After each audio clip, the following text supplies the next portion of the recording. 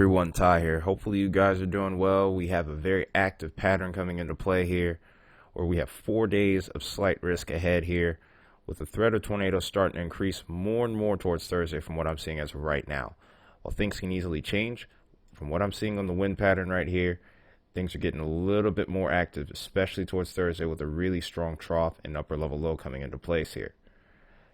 Stay tuned, because further down the line in this video, we're going to go into the pattern change that's coming up and a setup that's referred to many as the death ridge. Stay tuned. You don't want to miss this.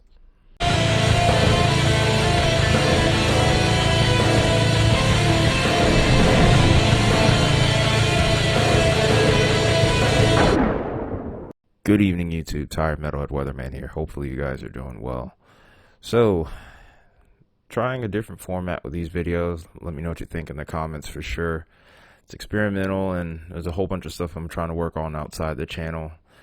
Hope I can do it all, because I also work a day job and I also am a musician, so a lot I'm juggling here, but I love doing this. I love doing music. Not planning on stopping anytime soon. That being said, 4 days of slight risk, as we mentioned in the preview.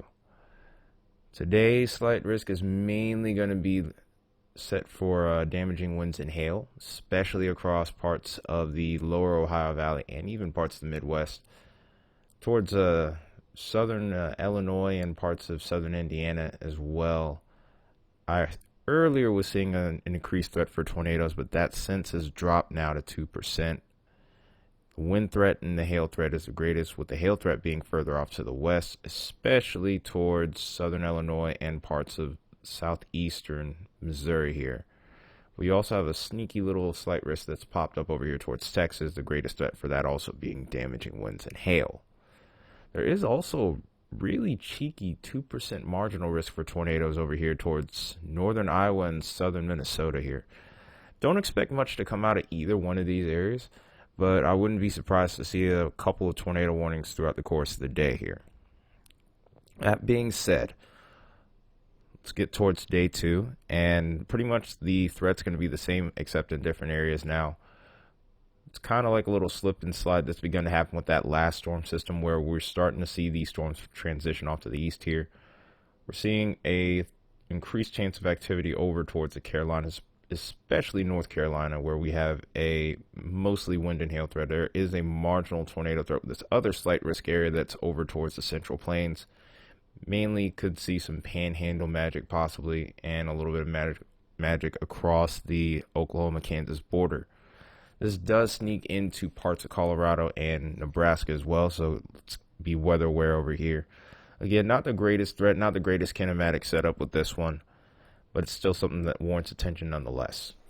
Get towards day 3, we end up having another slight risk, and this is going to be across more mountainous territory, so soundings with this one may be a little difficult. I'm really not going to get into that day. It's really going to be the following day on Thursday where we get into that. But as of right now, since we're at the 72-hour mark, we aren't going to necessarily see the hazard types. I'm thinking, of course, damaging winds and hail could be the main threats here. Probably going to be what entails that 15% area. Nonetheless, though, I would not be surprised to see a 5% area, which would be represented for tornadoes as well. It's not going to be this area. If you actually look at the tornado threat, like say on day 2, for example, if I were to scroll down to the key, at 5% area is considered slight risk, by the way, just for clarification. When we get to day 4, and that's going to be Thursday, this is the day I'm extremely interested in. And I do expect actually for this area to move a little bit further off towards maybe the south and east a bit, especially over towards Oklahoma and Texas. I'm seeing a lot more potential over towards this region. So if I were to expect a new area to form here, I would say an extension. I'm hoping I can draw this really well, but I could see an extension developing right across this part here.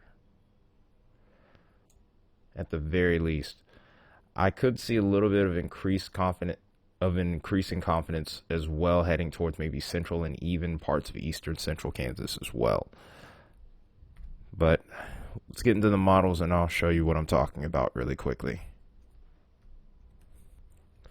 So we're going to be switching back and forth between the NAM and the GFS on this one.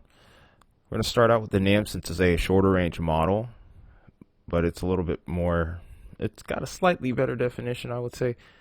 Maybe not, that's just more from my perspective. It does really good with dew points in particular, but it's not bad with kinematics, at least in my opinion. For a lot of weather guys, it's more of a preference thing. But here's tomorrow's setup right here. Like I said, not the most impressive kinematic pattern, but there is one there. And then here is our main player that we have to keep an eye out for. This is heading from late Tuesday night into early Wednesday morning. Watch how this starts to look more and more like that little typical ski jump pattern that a lot of weather nerds would be keeping a close eye on. It's not impressive on Wednesday's outlook, but there is little small points here where we could be seeing increased kinematics here, and the concern for maybe a few tornadoes does increase. But watch what happens as I move this over here into Thursday. This is towards Thursday evening. Notice this little area that's popped up here. And as a result, pretty much anywhere out ahead of this is going to be where the greatest tornado potential could exist. And one thing that you would look for in this setup is a capping inversion. And this is where I go to the soundings here in this QT. There's not really much of a cap here by this point. And this is over towards Oklahoma City. There's plenty of instability. There's plenty of decape. And there's an impressive hordeograph over here, at least towards the lower levels, which would lead me to think, at the very least, tornado threat is possible over the OKC area later on Thursday. Also, just out ahead of this, there is a little bit of a maximum that tries to develop. We do get a little bit of directional shear over towards east central Kansas, and look at that. Another tornado sounding as the possible hazard type, not probable. But similar deal. Not much of a capping inhibition or capping inversion. I prefer to usually refer to it as a capping inversion, but similar deal. High decape, so damaging wind potential is high as well, and decent lapse rates as well. So the hail threat's gonna be notable. We're pretty much getting into that time of year where the hail threat's gonna start to increase more and more, especially as we see storms forming further off towards the west, I would say. But that's what the NAM is showing us. When we look at the GFS, it's actually pretty similar. I haven't seen these models being in a decent level of agreement for a while, so it's a little bit reassuring with the forecast. It's a pretty similar deal. The timing is relatively similar. There is a slight differential and actually a little bit of a difference in intensity here. This low pressure, which is represented here, the 500 millibar mark here, starts to deepen by early Thursday morning, but the maximum starts to kind of decay just a little bit right here on the southeastern flank. But nonetheless, it's pretty much a similar deal over areas like Oklahoma City. In fact, this has a slightly better look with the supercell analogs, but it's a pretty similar deal. Not much of a cap in the way here. Pretty good storm relative felicities, solid hordeograph curve, and pretty much a similar significant tornado parameter even. So pretty good confidence there. This kind of leads a little bit more into a hail threat here. So definitely something to keep an eye on there. If you guys have your cars out in advance before these storms hit, if you have enough time, definitely would encourage you to put those into the garage or a carport of some type to try to avoid hail damage. Because I know out there the hail insurance can be pretty rough.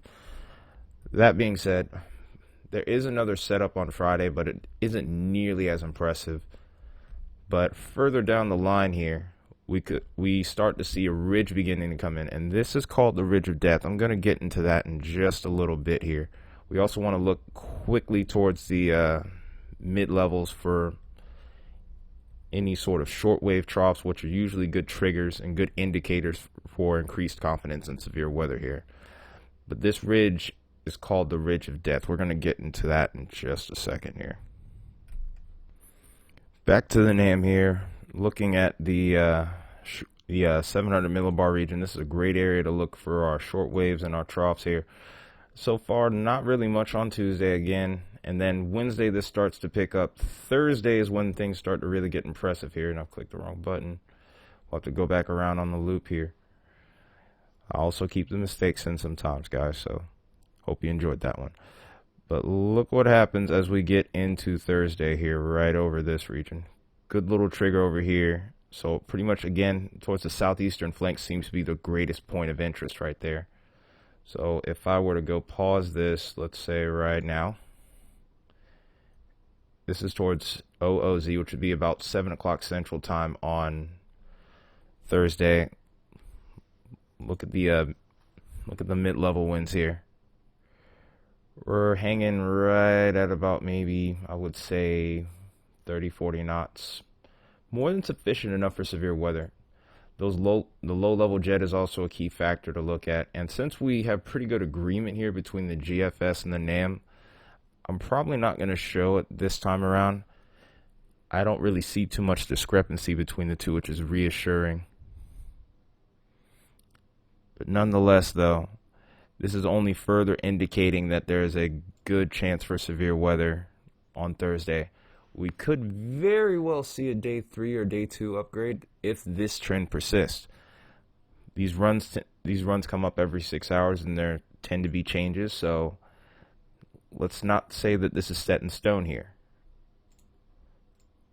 So now we're going to the low-level jet. We're just going to throw this into a loop as well.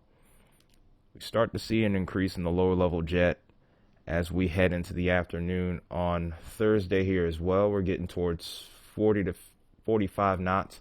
Again, really 35 to 40 knots is about the bare minimum that you would have increased concern for severe weather, in particular tornadoes.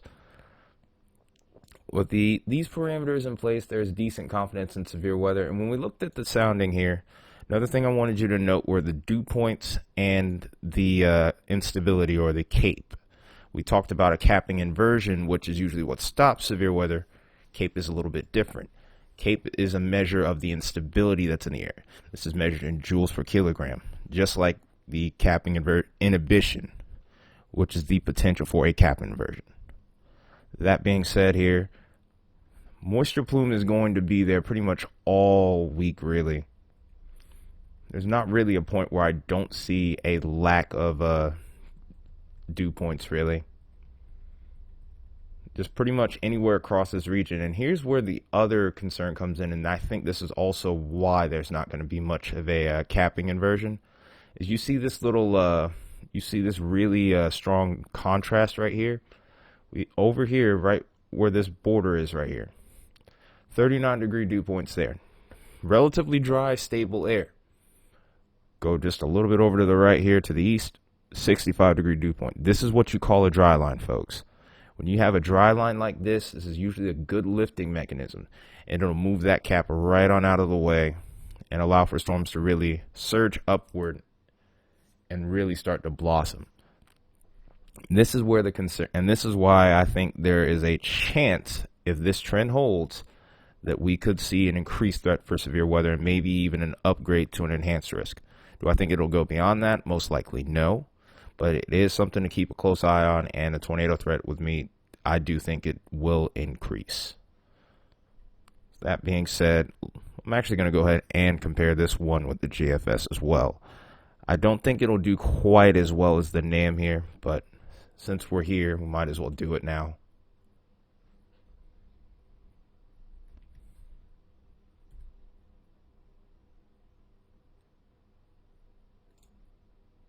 Uh-oh. Alright, so here we are. It's a pretty similar look for the most part on the GFS here. I haven't actually looked at the dew points in the GFS since lunchtime. And this is the 18Z model, which is usually uploaded in my area by about 6 o'clock. But it's a pretty similar deal. Contrast isn't quite as sharp, but also another interesting to note here that the dew points are a little bit further off to the east here, but not too far out of conjunction with the NAM here. Little small differences, which isn't unexpected, but it's not like these are showing two different outcomes. If they were showing two different outcomes, my confidence in this would be a lot lower. That being said, here the last thing that we really will look at here for tonight, we'll go ahead and look at the cape here, not necessarily the capping inversion, because it doesn't really look like it's going to be a factor on Thursday in particular. Really, on all of these days, these bright colors are going to pretty much exist. There's a lot of instability available. I think Tuesday and Wednesday are the least impressive days, but even so, we're still sitting well above 1,000 plus joules per kilogram, which is favorable for all modes of severe weather. It's really impressive over here towards Texas, where we're getting up to about 6,000 plus joules per kilogram, which is an explosive environment. In fact, interestingly enough, this is towards Wednesday evening. Not much of a cap here, and there's actually a tornado threat. That was a little bit out of left field for me. But again, it doesn't look like there's a really great tornado threat with this. Kinematically speaking, this is not a super impressive audiograph, but it's something to keep an eye on nonetheless. Whether that holds up over the next couple of days is going to be a key component to a lot of things. But still, nonetheless, just these Cape storms can be dangerous enough. In fact, if I remember correctly, I think I was live streaming on Saturday, and we had a tornado that was in Linneus, Missouri. It was in an environment where the kinematics were not that impressive, but the Cape was. If you want to get more into that nerdy stuff, I have a Discord server, and I'll have the link of that in the description here. Starting to lose my ability to speak here, so I better wrap this up.